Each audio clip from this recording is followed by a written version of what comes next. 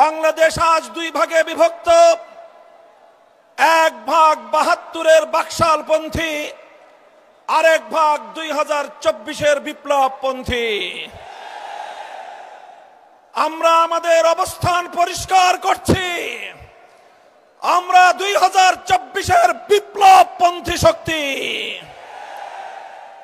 আমি সকল রাজনৈতিক পক্ষগুলোকে জাতির সামনে যার যার অবস্থান পরিষ্কার করার আহ্বান জানাই। হয় আপনি ২৪-এর জুলাইপন্থী, হয় আপনি ২৪-এর বিপ্লবপন্থী, হয় আপনি বৈষম্য বিরোধী বাংলাদেশের পন্থী, আর না হয় আপনি ৭২-এর বাকশালের দোসর।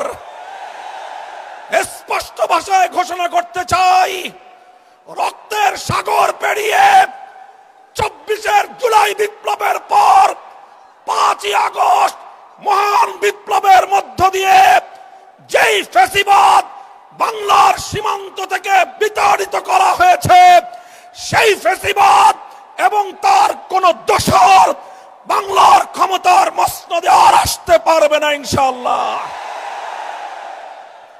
সংগ্রামী দেশবাসী, আমরা বলতে চাই, জুলাই সনদ স্বাক্ষরিত হয়েছে।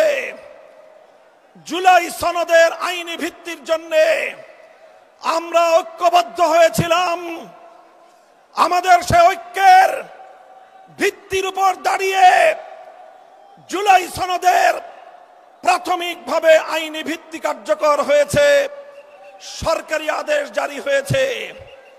আমরা দাবি করেছিলাম জুলাই সনদকে চূড়ান্তভাবে আইনি ভিত্তি প্রদানের জন্য গণভোটের আয়োজন করতে হবে।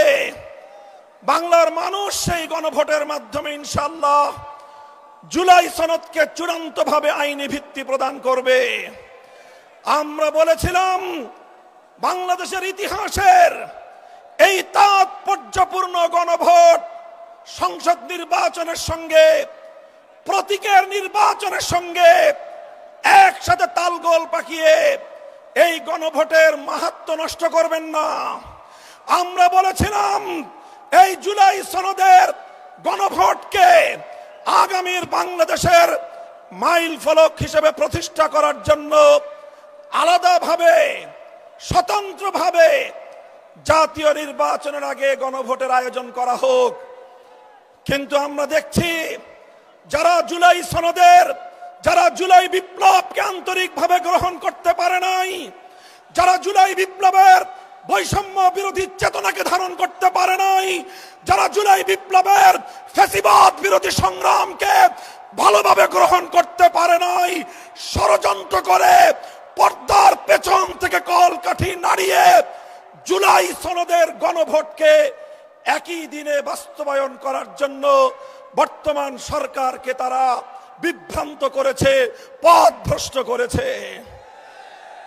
দেশের স্বার্থে, জনতার স্বার্থে, শান্তির স্বার্থে, ঐক্যের স্বার্থে আমরা গণভোটের আয়োজন, হয়তো জুলাই সনদের আয়োজনকে এখন আমরা বলছি স্বতন্ত্র নির্বাচনের মাধ্যমে আলাদা দিন গণভোটের আয়োজনের মধ্য দিয়ে জুলাই সনদ কার্যকর করার এই ঐতিহাসিক পদক্ষেপকে যেন বর্তমান সরকার তার প্রাপ্য সঠিক মর্যাদা দান করে।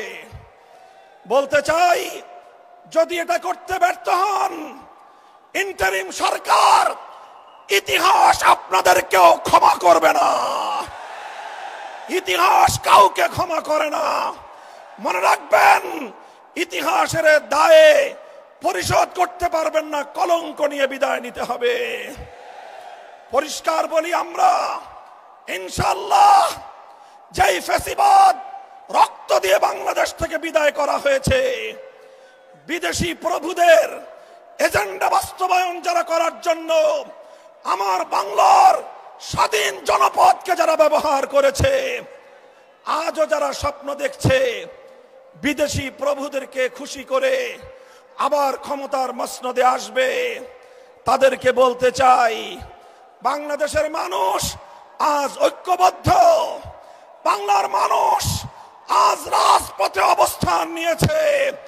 আমরা রাজপথে নেমেছি জুলাই সনদ বাস্তবায়নের, গণভোটে হা বাক্সকে বিজয়ী করার মধ্য দিয়ে আগামীর বৈষম্যহীন ফ্যাসিবাদ মুক্ত বাংলার ভিত আমরা তৈরি করব ইনশাআল্লাহ।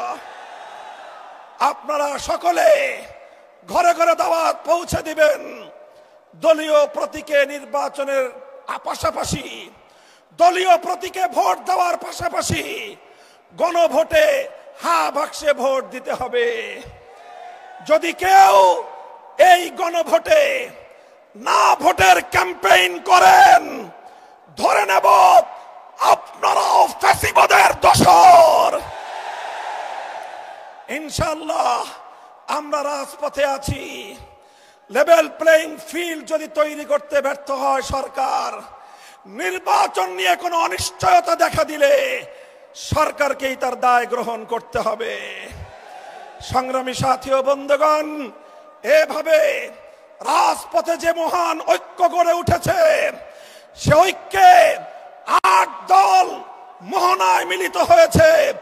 ইনশাআল্লাহ জুলাইপন্থী প্রতিটি রাজনৈতিক পক্ষকে দেশকে ভালোবাসতে হলে, আগামী দিনে জুলাই বিপ্লবের চেতনা বাস্তবায়ন করতে হলে ৮ দলের এই মোহনায় মিলিত হওয়া ছাড়া বিকল্প কোনো পথ নাই। বক্তব্য শেষ করব শেষ প্রাঙ্গণে, শেষ প্রান্তে দাঁড়িয়ে বাংলাদেশের মানুষের অধিকার আদায়ের, আধিপত্যবাদ বিরোধী আন্দোলনের অবিসংবাদিত নেত্রী বেগম খালেদা জিয়ার জন্য আমি দোয়া করছি, সকলকে আহ্বান জানাচ্ছি। তার জন্য, তার দীর্ঘ হায়াতের জন্য, সুস্থতার জন্য আমরা দোয়া করব। দলীয় সংকীর্ণতার ঊর্ধ্বে উঠে দেশ এবং জাতিকে ভালোবাসতে চাই আমরা। আমাদেরকে বিরোধী পক্ষে ঠেলে দিয়ে আমাদের সঙ্গে যদি কেউ বিরোধ তৈরি করতে আসেন, আমাদের শান্তিপ্রিয় চলার পথে যদি কেউ প্রতিবন্ধকতা তৈরি করতে আসেন, রাজপথে মোকাবেলা করব আমরা ইনশাআল্লাহ। এই প্রস্তুত থাকবেন তো? জীবন দিতে হলে জীবন দেব, রক্ত দিতে হলে রক্ত দেব। দেশ এবং জাতির প্রশ্নে কারো কাছে মাথা নত করব না, দেশের প্রশ্নে কোনো আপোষ করব না। মাথা নত করেছি একজনের কাছে। কার কাছে? ইনশাআল্লাহ আল্লাহর রহমতে আগামীর বাংলাদেশ হবে ইসলামের বাংলাদেশ। নাসরুম মিনাল্লাহি ওয়া ফাতহুন করিব।